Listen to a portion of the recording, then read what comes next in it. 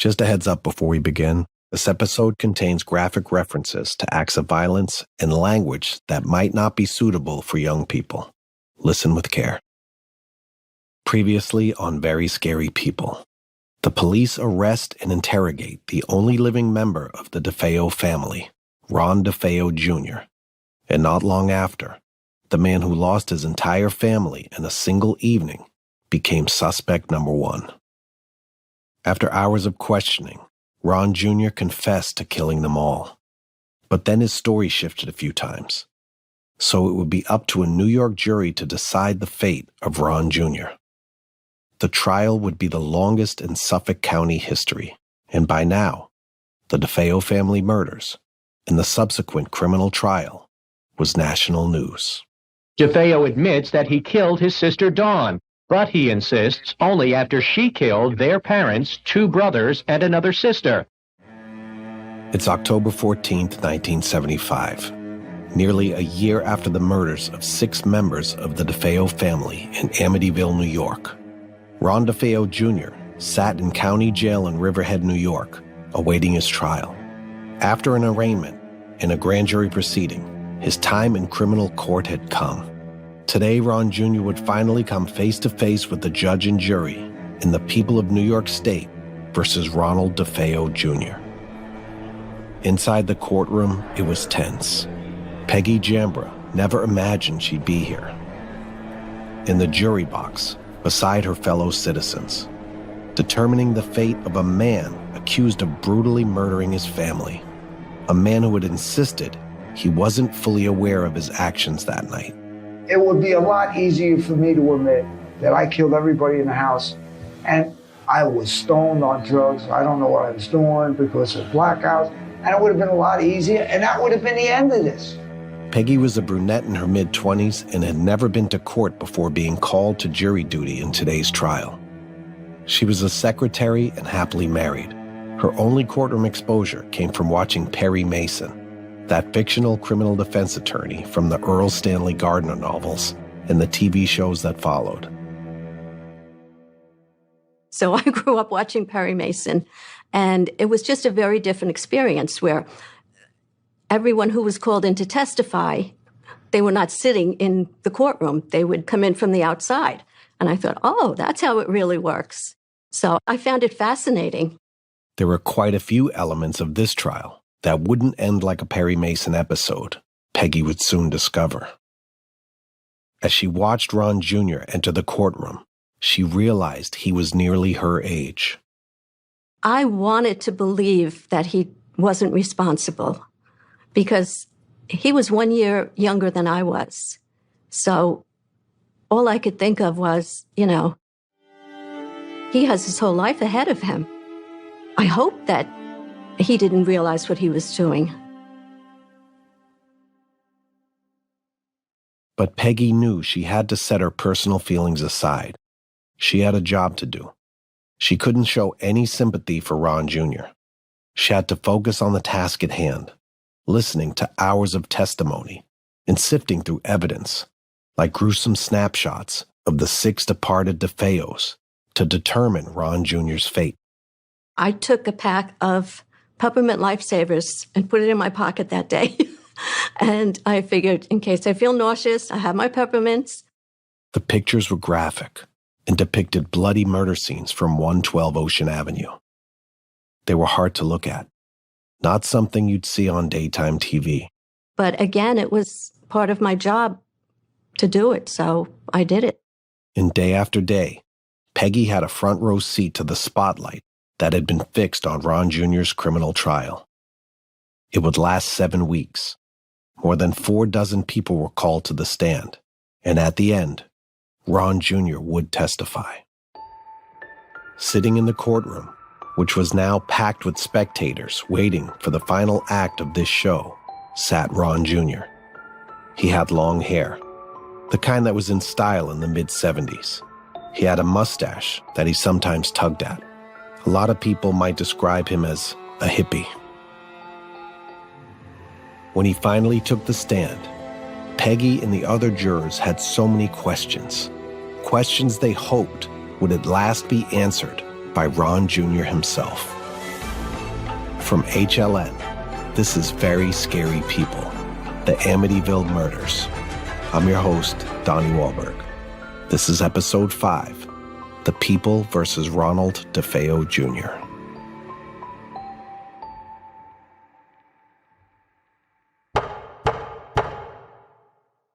It was a highly anticipated trial, heard at the New York State Supreme Court building, a looming column structure in Riverhead.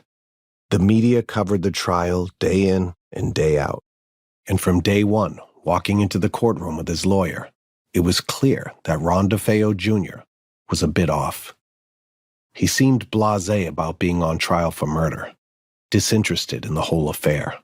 Each day, he wore the same outfit: green pants, brown shoes, a green houndstooth jacket, and a yellow shirt that remained open at the neck. Journalist Laura DiDio was there. In the courtroom, they cleaned him up, but he would also sit there staring straight ahead. He would glare at people. So I referred to it at the time as Charles Manson light, because of course Charles Manson made sure, he glared at people. So Ronnie would also do that with his friends. He would try and adopt this tough guy persona. Don't mess with me, I'm going to get you. Ron Jr. was up against a tough-to-beat indictment, 6 counts of second-degree murder. And Gerald Sullivan, the assistant Suffolk County District Attorney, wasn't messing around. From the minute he filed the indictment and entered the courtroom, he insisted Ron Jr. knew exactly what he was doing when he killed his entire family. And beyond that, Ron Jr. knew what the consequences were of his actions. Sullivan was a shrewd prosecutor. He knew how to win a case, so he kept things light in the courtroom, endeared himself to his audience, the judge and jury, even sometimes made Judge Thomas Stark smile. Ron Jr., on the other hand, remained unfazed. It was unnerving, says journalist Laura DiDio. And the jury took note of all of this, too, with the trial. And these were all middle-class people, some blue-collar workers, some white-collar workers, 6 men, 6 women.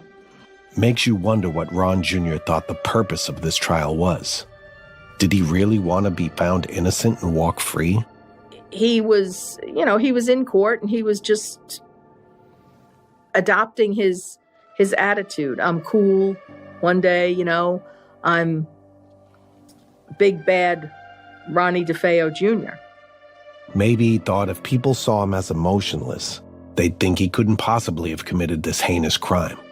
But instead, Ron Jr.'s aloof attitude in the early days of the trial just seemed to unsettle the people who could determine his fate, namely, the jurors who'd been assigned to his case.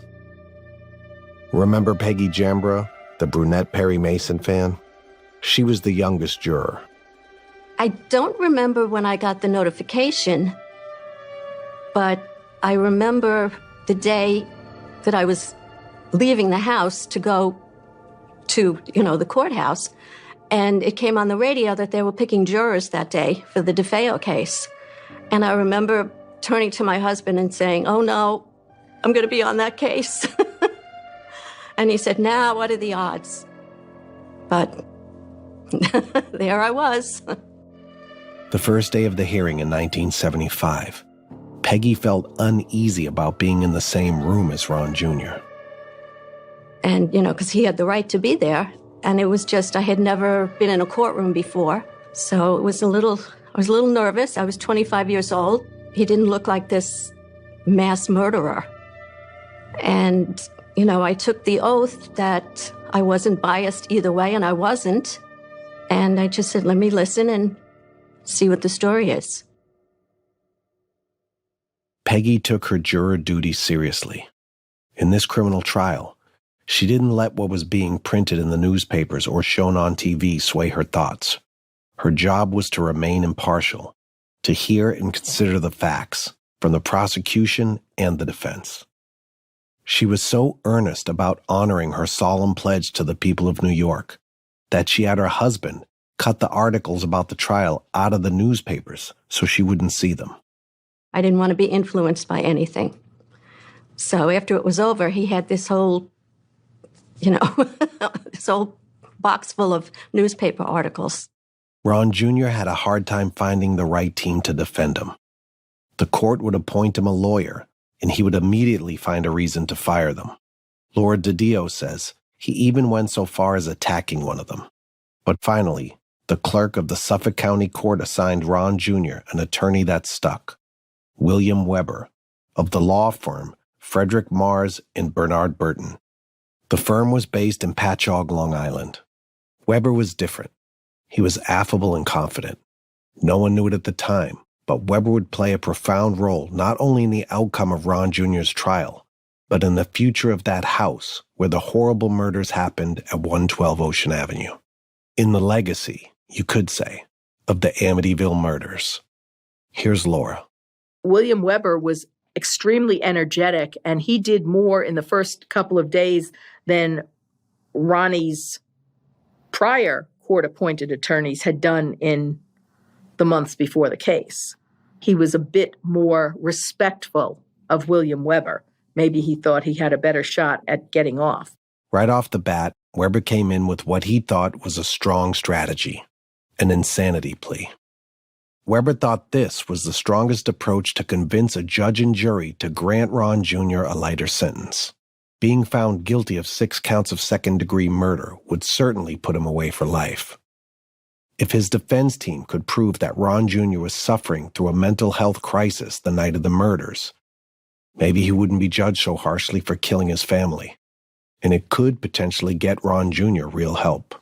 So William Weber, the defense attorney, was trying to establish Ronnie was insane. He didn't realize what he was doing. The prosecution's defense witnesses said, no, he knew what he was doing. He's not insane. They said he had an antisocial personality disorder, meaning he didn't like people. But he wasn't Norman Bates. Norman Bates, that serial killer with split personality disorder from the film Psycho. But the prosecution wasn't buying the insanity defense, and their rebuttal was simple. Ron Jr. knew very well what he was doing.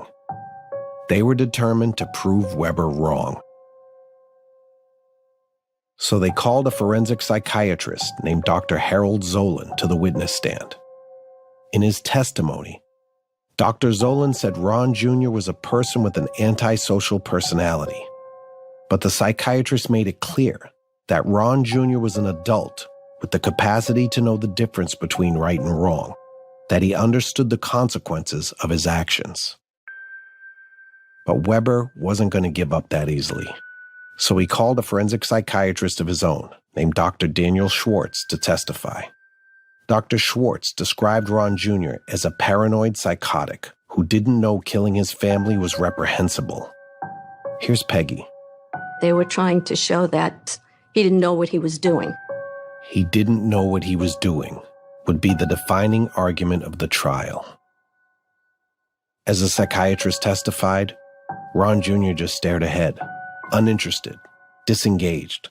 When he did speak up, Ron Jr. would contradict his lawyer's argument that he was psychotic or mentally ill. Here's author Rick Osuna. It was very, very bad theater acting. But then he would let it slip like, no, I'm not crazy. I feel sane, and so forth. And it just didn't seem like the defense really knew what it wanted. Weber's insanity plea was falling apart. Ron Jr. and his defense team couldn't get on the same page. Laura didn't buy the defense's argument at all. So the insanity defense was, I guess, the best that William Weber could do under the circumstances, because he has his work cut out for him. If you're one of the jurors or the spectators or the public, you see those pictures of the 4 siblings, especially Dawn and Allison. I mean, their faces were collapsed. As we said, vivid and graphic photographs of the late DeFeos, Louise, Big Ronnie, Dawn, Allison, Mark, and John Matthew, had been entered into evidence at the trial. They didn't help Ron Jr.'s case. So in a desperate move to save Ron Jr., Weber pivoted. He told the courtroom that Ron Jr. killed his family out of self-defense. Here's juror Peggy Jambra again. But, we didn't know where that came from. That was like out of the blue that it was self-defense. But we knew that it was said that he had stolen money from the Buick dealership and his father was going to find out. And so that was part of the motive, too, that he knew he was probably going to go to jail. Remember, right before the murders, it's believed that Ron Jr. stole nearly $20,000 from his grandfather's Buick dealership in Brooklyn. Weber tried to make the case to the jury that Ron Jr. didn't want his dad, Big Ronnie, to find out that he stole from the dealership, so Ron Jr. killed his dad instead. But the prosecution poked holes in Weber's self-defense theory too. Even if Ron Jr. had killed his father, Big Ronnie, over the $20,000, why would he murder his mom and 4 siblings in self-defense? It didn't add up. Throughout the trial, it seemed like Weber was struggling to string together a coherent story about the events of November 12th and 13th, 1974. And Ron Jr. remained inscrutable. The trial went on for 7 weeks. Like we said, more than 50 witnesses testified. Everyone from Ron Jr.'s relatives to inmates who knew him from his time at the Suffolk County Jail where he'd spent nearly a year awaiting trial. From start to finish, the room on the 3rd floor of the Criminal Courts building was packed with journalists, Amityville residents, and members of law enforcement. Even Ron Jr.'s extended family returned day after day. In fact, during one of the breaks, I was in the ladies' room and his aunt walked in and, like we both kind of clammed up and because we knew we couldn't talk to each other.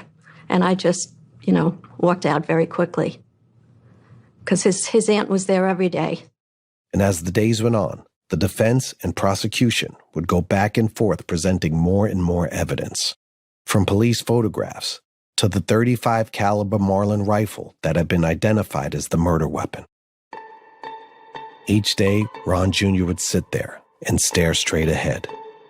Even though his personality was hard to read, he would continue to have the occasional frantic outburst.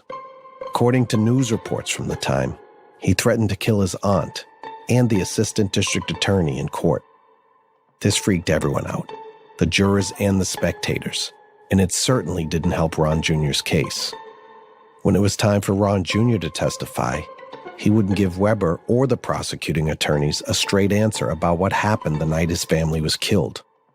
Laura DiDio says he blamed this on his poor memory and went back on his confession. Because Ronnie was saying, I don't remember, I can't recollect this. That was the testimony. But then, DeFeo testified at his 1975 trial that he did kill his parents, 2 brothers, and 2 sisters. Yep, when Ron Jr. was called to the stand, he admitted to killing his entire family.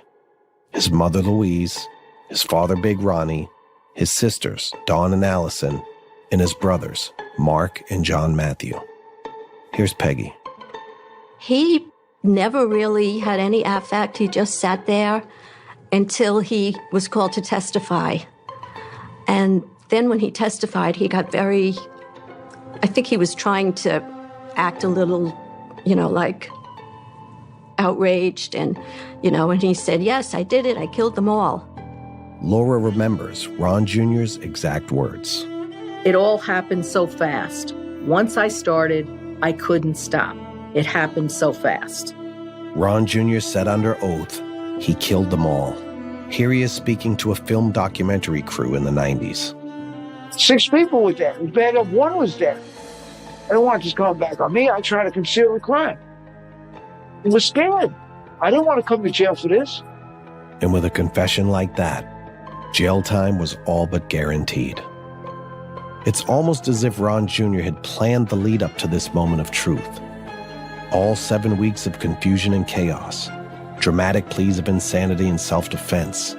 So as he spoke to a rapt audience of engaged and concerned members of the public, he'd have their full attention. He may have been a villain, but a villain standing at the center of the stage. But after he confessed to the crime, the show was over. Ron Jr. went back to his seat beside William Weber, and the judge sent Peggy and the 11 other jurors out of the courtroom to begin deliberations. Now that Ron Jr. had confessed to killing his entire family, the biggest question remained. What was the motive? And why kill all of them in cold blood, also at close range? Throughout the trial, lawyers seemed less focused on if Ron Jr. was the man behind the murders and more on what might have possessed him to do such a thing. It was certainly Laura DiDio's number one question.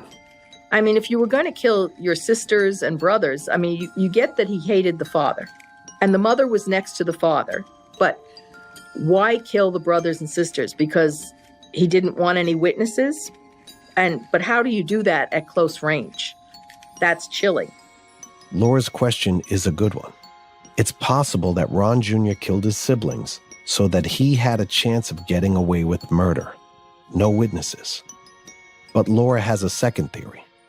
The other motive that the police, the Amityville Police Department, were developing was he wanted to kill his father and mother for the insurance money, and allegedly, and this has never been proven, but it's always been out there from day one, that they had $100,000 or $200,000 in cash in a lockbox in the house, along with jewelry that belonged to Louise DeFeo and her two daughters, Allison, who was 13, and Dawn, who was 18.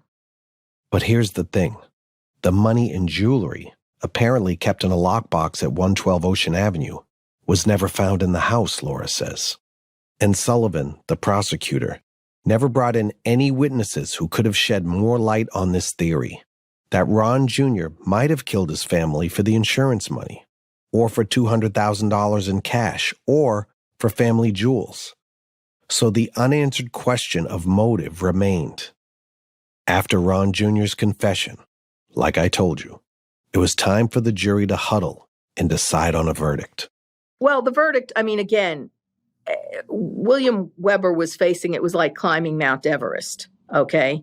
It was always going to be an uphill battle when you had 4 young people, especially 3 minors, shot at close range, and you're showing those pictures around of, the caved-in, bloody faces, brain matter, etc. The jurors deliberated for 2 days, pouring through the evidence and the testimony they had heard over the past 7 weeks. Would they find Ron Jr. guilty on all 6 counts of second-degree murder? At last, 10 of the jurors had made up their minds. They were ready to call in the judge to deliver a verdict. Except 2. Peggy Jambra was one of the last holdouts. When we came to deliberate, something stuck in my head about his dog. He did not like his dog. Remember Shaggy, the DeFeo's English sheepdog that was baying the night the DeFeos were killed? Ronnie Jr. did not like the dog. The dog did not like Ronnie Jr. According to Laura DiDio, Ron Jr. despised Shaggy and had a history of abusing the dog. And it became quite a bone of contention between Ronnie Sr. and Ronnie Jr. about the dog, because the father, Big Ronnie, was afraid that Ronnie Jr. was going to do something to the dog. And he very bluntly told his son, whatever happens to that dog will happen to you. If the dog ends up in the canal, you're going to end up in the canal. If the dog has a broken leg, you're going to get a broken leg. So it was obvious that Ron Jr. did not like the family dog. To Peggy, this was a key detail as it related to Ron Jr.'s state of mind the night of the murders. And then I said, can we hear the testimony about the dog again? So before he went on this shooting rampage, he took the dog and put the dog outside. And it just clicked in my mind at that point. Peggy had a flash of realization. This is why he put the dog outside while he shot his family members. He knew this dog would come after him if he started going after the family. And it was just so clear to me at that moment that he knew exactly what he was doing. So it finally came down to the dog, the family's old English sheepdog, Shaggy. So Shaggy was actually tied out in the shed that night. And at the time of the murder, somewhere between 3 a.m., 3:15, 3:30, the dog was howling straight for that 15 or 20 minutes that it took Ronnie to kill his family. It all came down to the dog. Ron Jr. had tied Shaggy up in the shed before murdering his parents and siblings, so the dog wouldn't get in the way. To the jury, this was proof of Ron's guilt. I guess a dog really is man's best friend, or perhaps a good judge of character. With that information, with the knowledge about Shaggy, the jury called the judge to deliver their verdict. It was dramatic, but it didn't shock anyone. On November 21st, 1975, just a few days after the one-year anniversary of the DeFeo family massacre, Ron Jr. was found guilty of 6 counts of second-degree murder. Here's journalist Marvin Scott. So many different scenarios, but the bottom line is Ron DeFeo was found guilty of 6 felony murders. A couple weeks later, Judge Thomas Stark sentenced Ron Jr. to 6 consecutive sentences of 25 years to life each, with the possibility of parole. In court, he said it was the worst crime he'd ever presided over in his career on the bench. Ron Jr. would spend the rest of his life locked behind bars.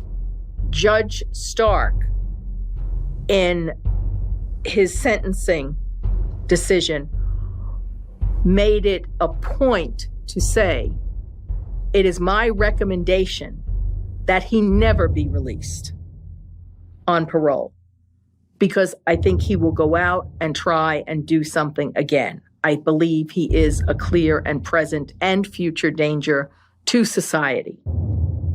And Judge Stark was unequivocal in what he said. So it was finally over. For Peggy Jambra, it was hard to walk away and close this chapter, to return to her regular job, to her regular life.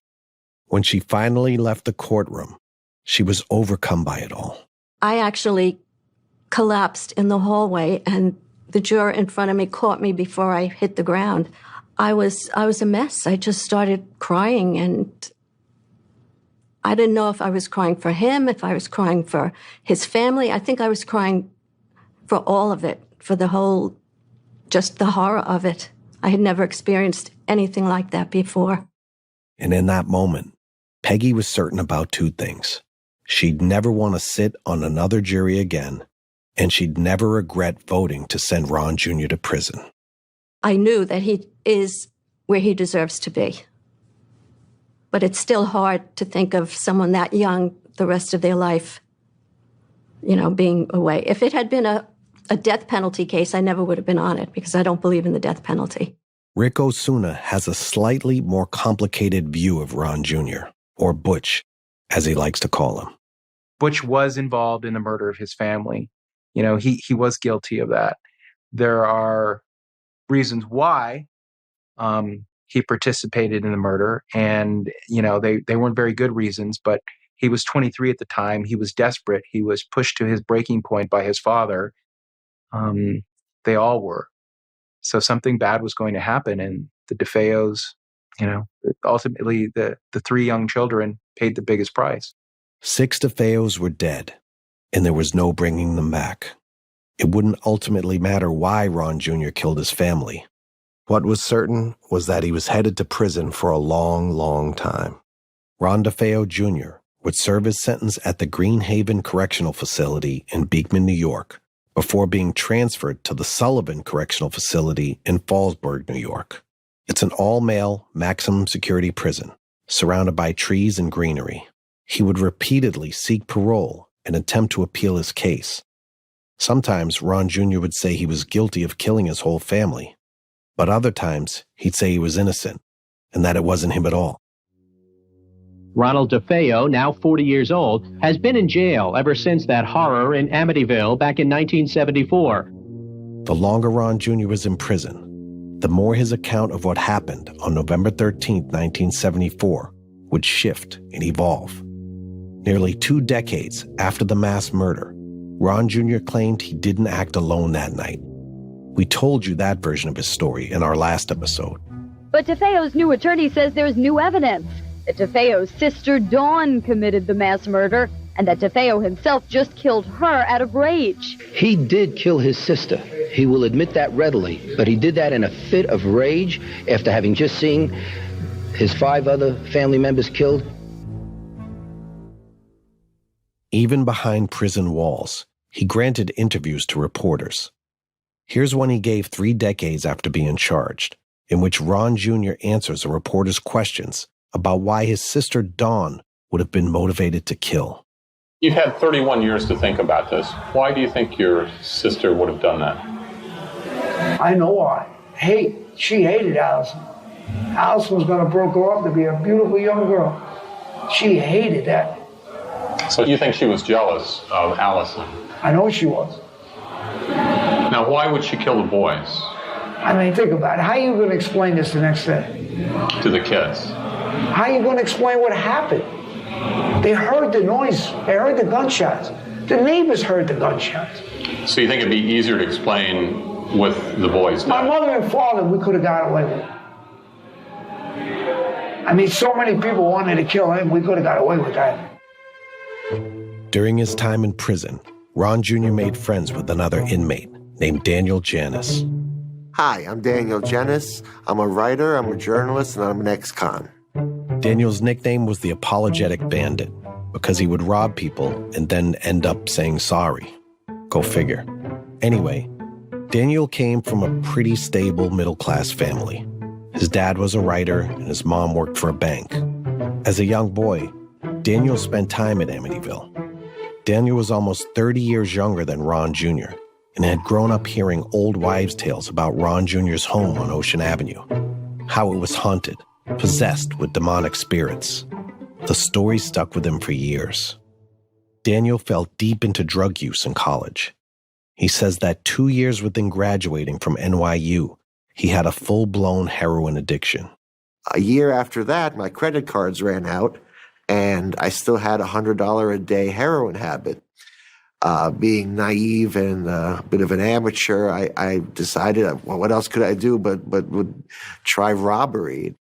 Which is how he earned his Apologetic Bandit nickname and wound up in prison, where he encountered the man at the center of all those childhood rumors. I happened to be on the med line, and I stood behind him every day for a long time. The med line is where nurses dispense medicine to inmates. He had been pointed out to me by then, completely unrecognizable from the pictures I had in my mind of what Butch DeFeo looked like, because Ronnie DeFeo looks like a small, skinny, ill man at this point. Daniel often saw Ron Jr., whom he calls Ronnie, picking up a prescription for OxyContin. Everywhere where Ronnie is described as a violent, temperamental, dangerous kind of guy. Now, he was fairly high-strung and hyper, but he posed absolutely no threat at this point. I mean, he's quite short, he's quite slim, and he's unwell. It's a little unclear what he's sick with, but his medication is 10 OxyContins a day. So he chews them up in the clinic and walks out of there zonked. When Daniel realized this was the Ron Jr., the face of a mass murder he'd heard so much about, he was anxiously looking for an opportunity to talk to him. I guess to Daniel, it felt kind of like running into your favorite movie star at a restaurant. It was nerve-wracking, but he knew he had to say hello. But he didn't know how to break the ice in the med line. He couldn't just start talking about the murders straight away.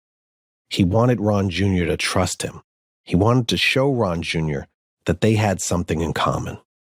So eventually, I weaseled up to him and said, Ronnie, I've been in your house. Looks a little different. And he said, what do you mean? What do you mean you've been in my house? Who are you? I said, I'm just another prisoner like you. But when I was young, I used to spend my summers in Amityville, Long Island. Daniel told Ron Jr. about the time he and his friends decided to check out 112 Ocean Avenue for themselves.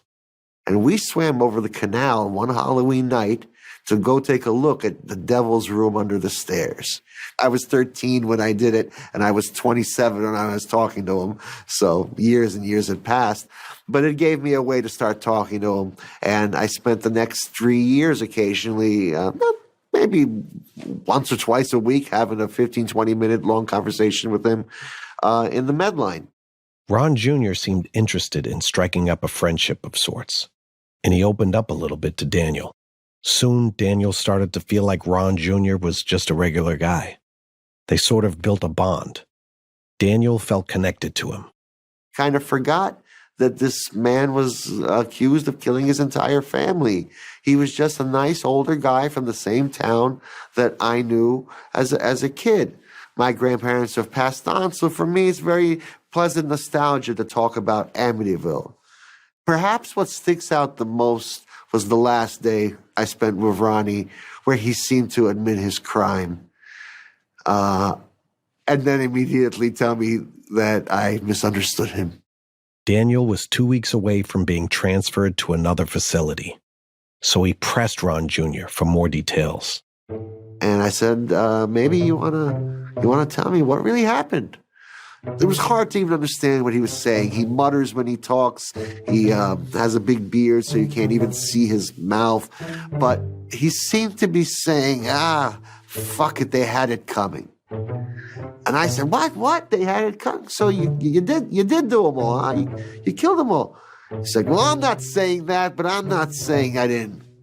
I said, so what is it? Is it Dawn? Is it the Mafia? Or is it you? He said, don't worry about it. So he kind of said one way, and then he took it back.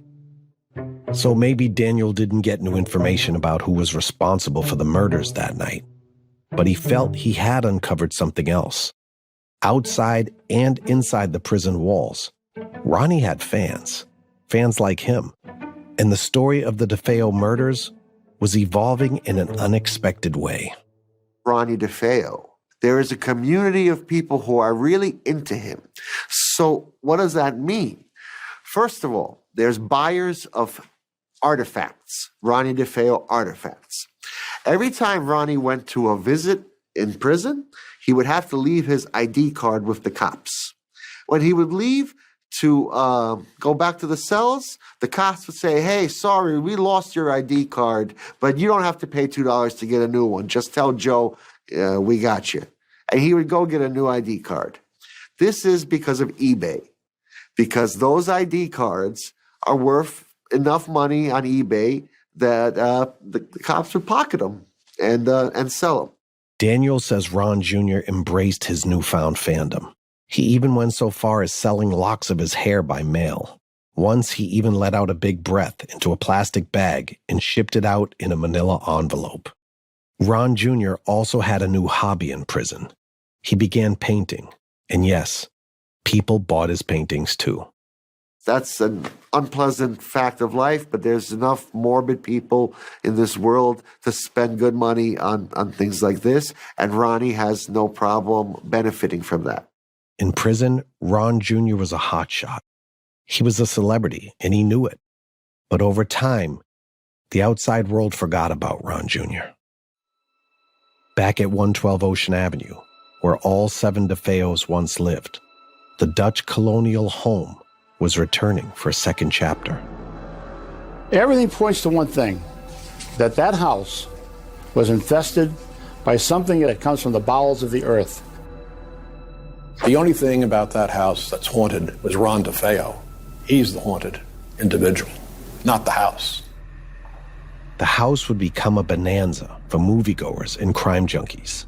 It was a character unto itself, one that played the starring role in many books and movies about the occult. You're probably familiar with them. So much of the story's facts have been overshadowed by eerie fiction. The tragic murder became a never-ending series of haunted house movies. The idea that 112 Ocean Avenue was haunted came about, in part, by a seance that was held in the Amityville home. The seance would reveal something about Amityville that felt unfathomable and rewrote the legacy of the infamous house. The story got bigger and more embellished. Ghosts flying to levitating, to doors flying off hinges, to demons, to satanic forces. When you hear this, it's incredulous and unbelievable, but they were very convincing in telling the story. But whatever, this story was, we were going to cover it. Everybody loves a good ghost story. That's next time on Very Scary People. Very Scary People, The Amityville Murders is hosted by me, Donnie Wahlberg. It's a production of HLN in collaboration with Neon Hum Media and is based on an original series created by CNN executive producer Nancy Duffy. At CNN, our senior producer is Sabina Ryman. Our producer is Allison O'Brien, and our executive producer is Abby Fentress Swanson. Alexander McCall leads audience strategy for our show, and Jameis Andrist designed our artwork. From Neon Hum Media, our executive producer is Jonathan Hirsch. Kate Mishkin is our producer, and our associate producers are Chloe Chobel and Navani Otero. Our editor is Stephanie Serrano. Samantha Allison is our production manager. Sam Baer and Josh Harn are our mix engineers. Theme and original music composed by Asha Ivanovich. Additional music came from Blue Dot Sessions and Epidemic Sound.